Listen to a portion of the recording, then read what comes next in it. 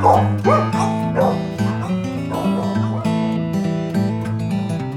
dog lovers, welcome to Have Dog Will Travel. I'm Christy Vaughn. And I'm Josh Henry, and we are here at Monday Night Brewing in Atlanta, Georgia with Aaron Williams. Aaron, hello. Hey, how you doing? Doing great. How are you? Fantastic. Why don't you please tell us a little bit about what you do here? Yeah, sure. I am, my real title, my official title is brand coordinator / marketing guy. So basically means that I do all the marketing here in the brewery, which basically entices anything from our social media accounts to some of our taproom designs, our label designs on our beers, pretty much everything except for the actual brewing of the beer, because you don't want to drink my beer. It's not. We are, I will say, drinking some Monday Night beer, Yes. and it is fantastic. It is delicious. Well, thank you so much. Yeah, our brewers do a fantastic job. They work super hard. And yeah, we've got some really good beers on tap, almost 20 here at the brewery. So yeah, we can't complain about the quality of the beer here. It's good. I didn't want to tell you this in advance, but I have a little history with Monday Night. Okay. A few years ago, I produced a short film called Poker Face. It's a shameless self-plug. Monday Night was like a sponsor, provided some cases of beer because there's scenes where we're drinking beer in the what is that sound? That's Stella. Is that Stella? Stella's That's doing Stella. something down here. She's warning us of making something. Yeah. Stella's making weird Crazy noises. gremlin noises. Anyway, there's actual beer drinking in the short. So Monday Night Okay. provided with some cases of amazing beer, and so we got some nice little product placement stuff in it. I as like well. the product placement. That's good. So I've been a fan of the beers for quite some time, and then they have a special place in my heart for that reason. Very cool. Anyway, we wanted to talk about Monday Night is a dog-friendly brewery, Absolutely, yes. and so we wanted to get some more information about that. Okay. Christy, would you like to ask the first question? I sure would. Aaron, tell us, when did you become a dog lover? Oh gosh, you're making me go way back in my memory. I'm an old man here, so they tell me about that constantly here. But yeah, I was probably in third grade, and I remember this. My dad was in the military and was in the Navy, and we were stationed in Oak Harbor, Washington, military housing. Only had one car, and I guess it was in second or third grade, and I came home from school one day, and my mom had two puppies in the house, and I'm like, what is this?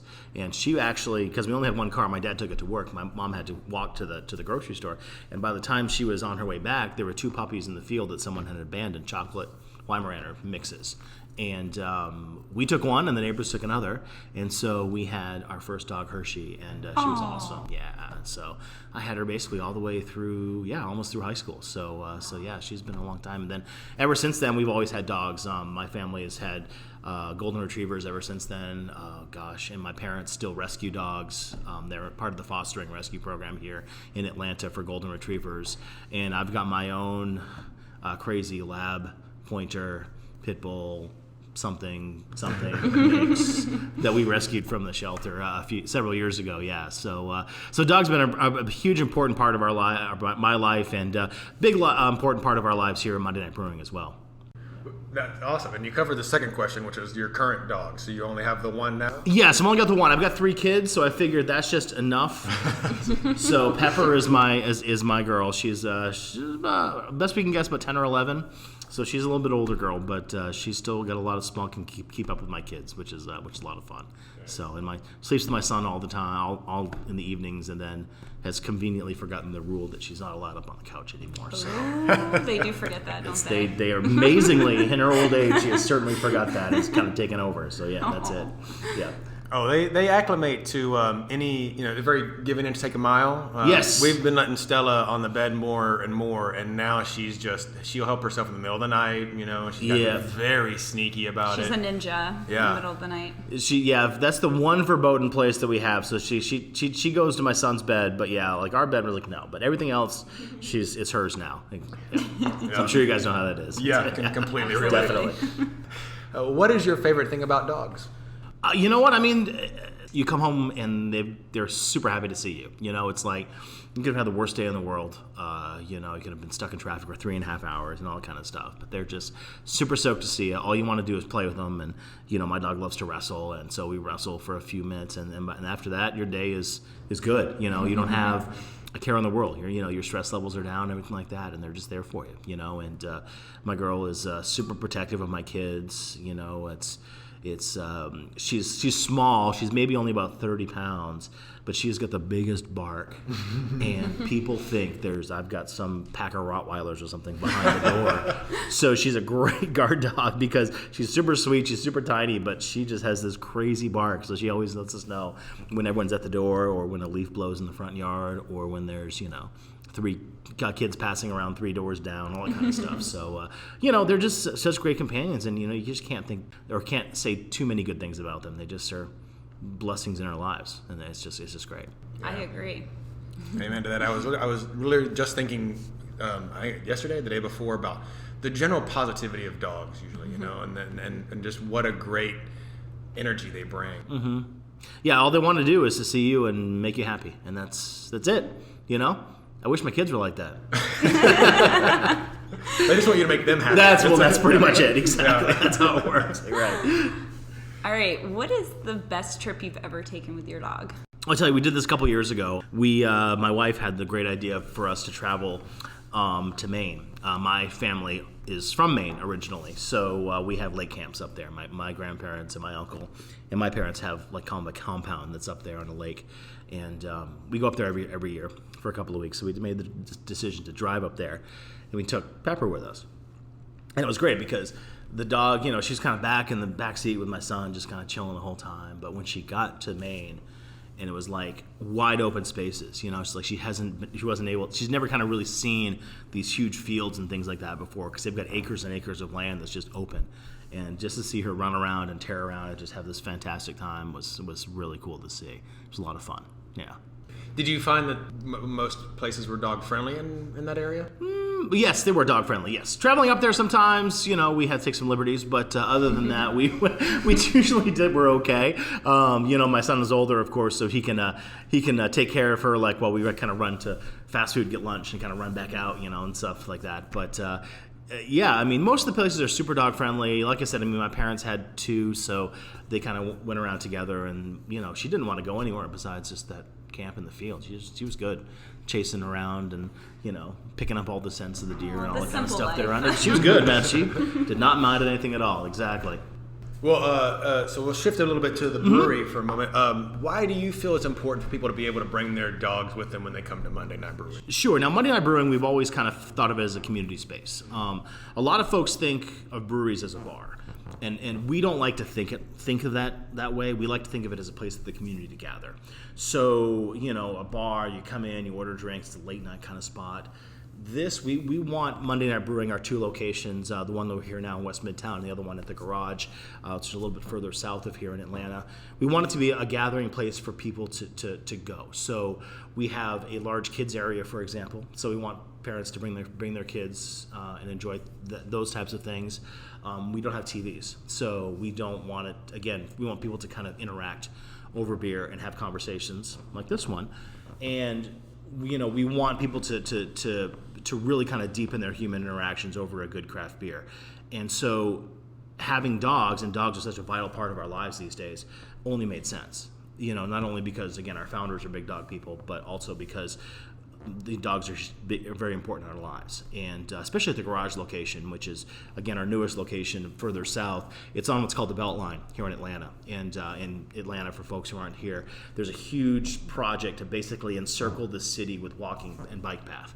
And we're right on one of the sections of the Beltline. So we get a lot of folks who are biking, walking their dogs, skateboarding, running, wherever that happens, and they come right off the Beltline, come to our place and have a beer. And so we didn't want to restrict them, when it comes to their pets and those types of things. So absolutely, they're we want to be part of people's everyday lives. Dogs are in the everyday lives of people too. Maybe have a couple of beers, but so we want to basically make sure that we're kind of serving our community and making sure that we're including our 4-legged friends in there as well. You mentioned your other location, the Garage.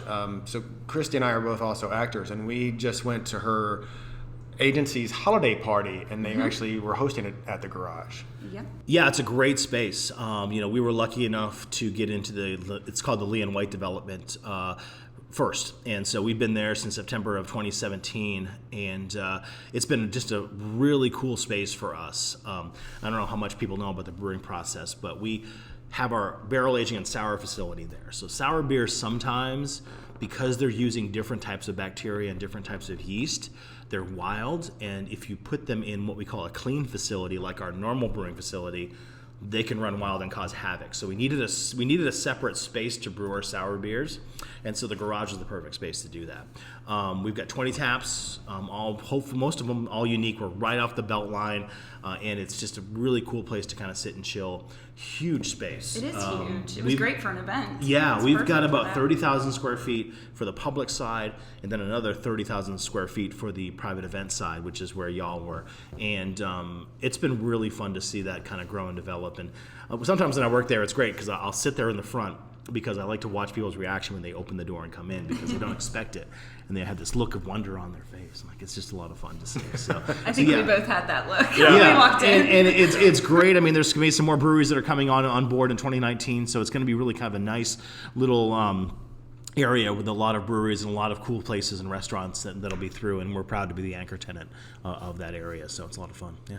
I used to train at Whole World Improv Theater, and they've had a couple of their birthday parties here at this location. Yeah. Well, it's funny. It's we used to have private events here at our West Midtown location. We've actually stopped doing that because the garage has been so popular.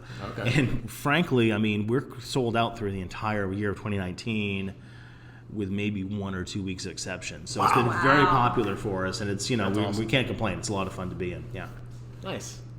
I gotta give you credit. If I worked at a brewery, it would be all I could do to not be 300 pounds and fairly drunk all day. I'm close. Especially when you make You got half of it right. No, but seriously though, it's funny because when I took this job, all my friends said the same thing. It's like, you get to drink beer all day? And I'm like, well, no, not really, because if you did, you would just completely useless at your job. And it's actually funny, it's like our brewers make some really phenomenal beers, some award-winning great beers, and they're big, high-gravity, 8, 10, 12% stouts and IPAs and those types of things. But our brewers, all they do is they drink our low ABV, 4 or 5%, little pale ale that we do, because obviously, you can't be working around heavy equipment all day long, and be buzzed. So it's funny. I actually drink less beer now than when I was before I came to work here, because it's all over the place, and so we enjoy one. That's my goal usually at the end of the day, like around 3 or 4 o'clock. I'm like, I just need a brain break. I just walk out, grab a beer, do a lap, come back in, have my beer, and I finish out the day, and that's how I usually wind up things. My job doesn't suck. I'm going to tell you right now. It's not. You play with dogs and you drink beer. I am not going to complain about it. No, I definitely can't. No, that totally makes sense too. Because when you get inundated with a thing, or if it becomes work, then it doesn't. It starts to have a little bit of a less need to do it all the time. Exactly. Exactly. I would imagine it'd be the same way. If someone worked for Xbox and and their job was making video games all day, it's like they would probably never go home and play video games. Right. That was all they did at work. It's the same. What's thing. the old story about the clown that goes home and never smiles? Yeah, or the cobbler's kids have no shoes, something like that. That's what it is. Exactly. That's what it is. Totally makes sense. But I'm my dad's best friend now because he just says, I need some beer. I'm like, all right. So I keep him in I bet supply. you have a lot of best friends. I do. I do get hit up quite often, actually. I get a lot of texts, yes, from people, so it's good. Well, what do you think makes Monday Night the best brewery in Atlanta for dogs? Because we're dog people. I mean, it's super easy. All of our, again, from our founders, but also our taproom managers, our staff that work in the taproom, we're all dog people. Every one of us, as far as I know, all have dogs.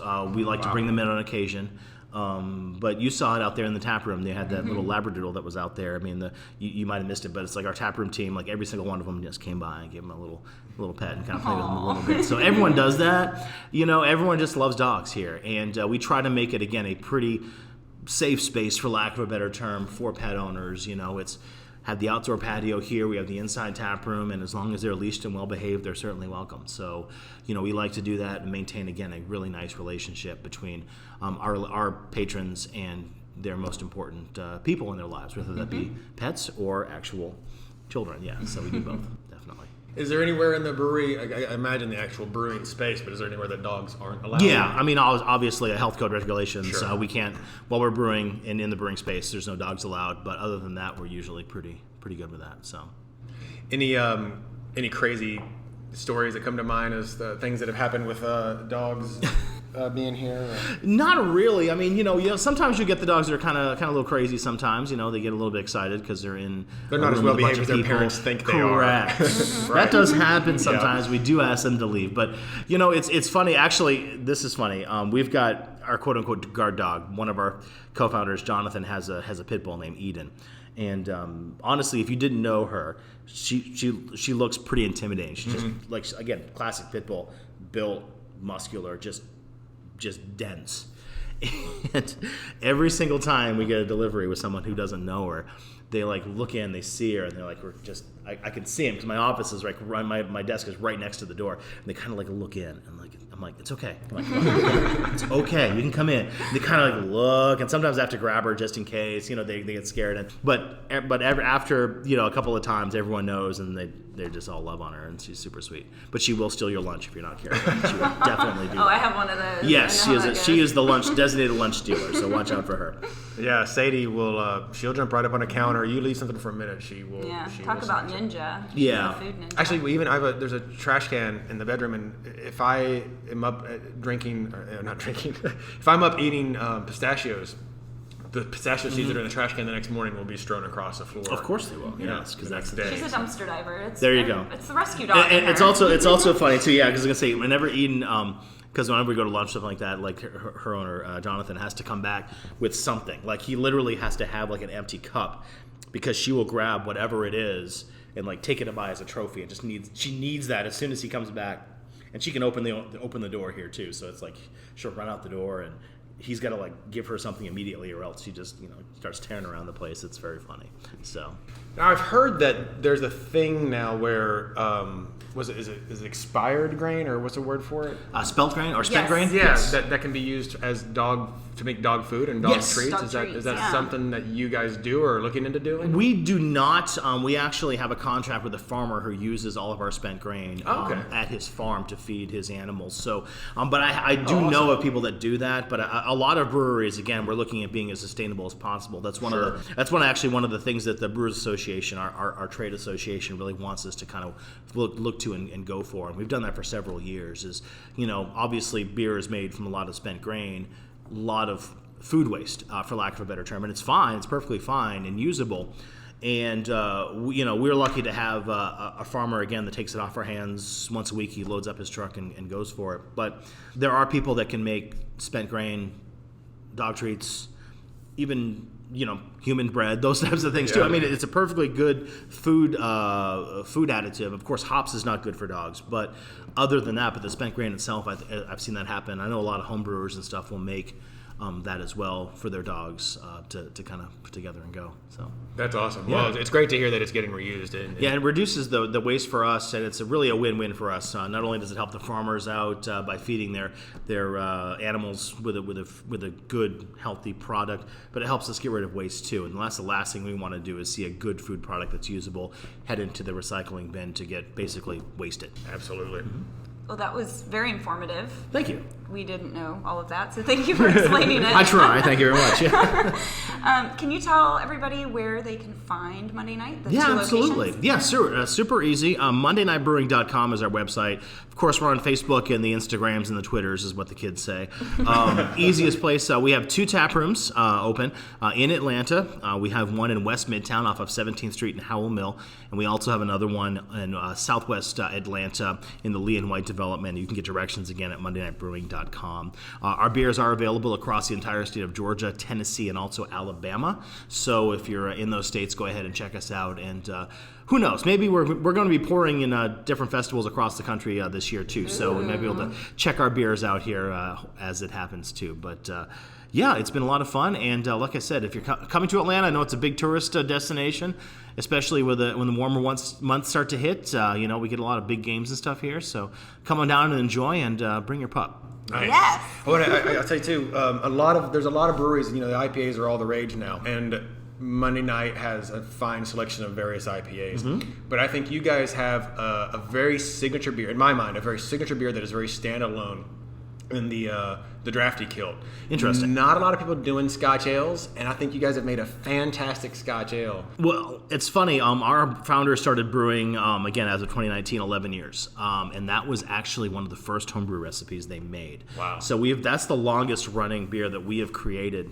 It's the only one that's lasted from their home brewing days as of yet. So, yeah, we love Drafty Kilt. It's one of my favorites, especially in the colder months. And we like to kind of do a bunch of things with it. It's very easy to kind of add what we call adjuncts, coffee, vanilla. Oh, the nitro is deadly because that stuff goes down so smooth. Exactly. And it's a fairly high ABV. Yes. So, like, it's kind of It's a really fun beer for our brewers to play with, and we certainly do that quite a bit as well. So, Nice. so I appreciate that. Thank you. Yeah. Before we go, can we talk about the beers we've been drinking throughout Sure, the episode? absolutely. So I'm drinking this delicious pomegranate. Yes, sour, pomegranate. right? Yes.